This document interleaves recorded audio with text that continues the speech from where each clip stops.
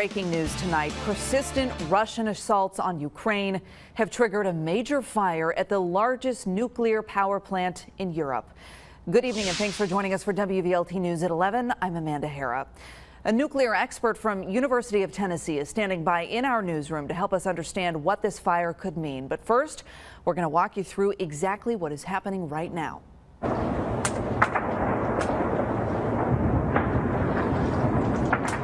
You can hear Russian shelling at the Zaporizhzhia nuclear power plant. Multiple sources report the fighting has now stopped temporarily, but the problem is that shelling sparked a fire inside of the plant.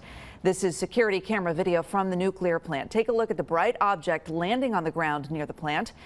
This nuclear power plant, by the way, is the largest in Europe. It has 6 reactors.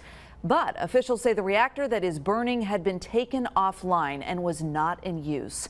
However, they say it still had nuclear material inside. A spokesperson for the power plant says the shelling has stopped and that the plant has not sustained critical damage.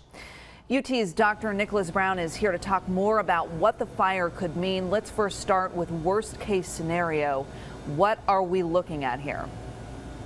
Well, I think that certainly I hope that the worst case scenario doesn't happen, and I hope that, Russia discontinues this reprehensible attack that is culminating in this humanitarian crisis.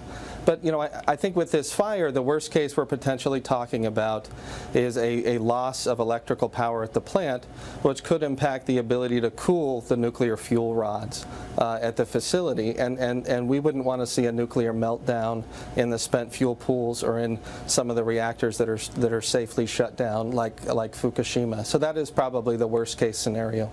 And you would liken that worst case scenario not to what we saw at Chernobyl, but more so what we saw at Fukushima in Japan. Yeah, I think that the reactor design here is very different than the design at Chernobyl. These are much more modern and robust plants, but nevertheless, they're not designed to withstand direct attacks from a modern military. All right, best case scenario is that we get the reactors shut down completely and everything cools, but you're saying that then presents a humanitarian problem in terms of people in that area in the dead of winter who need power. Millions of people could be without power.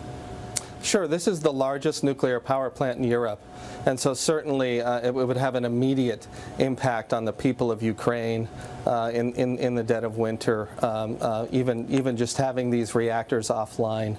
But yes, absolutely. I'm sure that the workers there are doing everything they can to get the reactors safely shut down and to keep the nuclear fuel rods in the spent fuel pools and at the reactors cool.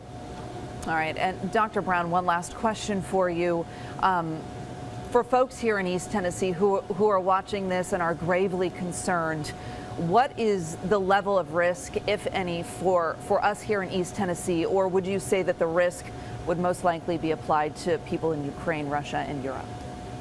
Well, I think that the risk to us here is very low, and I think you hit the nail on the head, though certainly this isn't a positive thing for anyone, and we certainly wouldn't want to see a nuclear accident that it could impact the people of Ukraine, Russia, or Europe. So Russia needs to stop this reprehensible activity.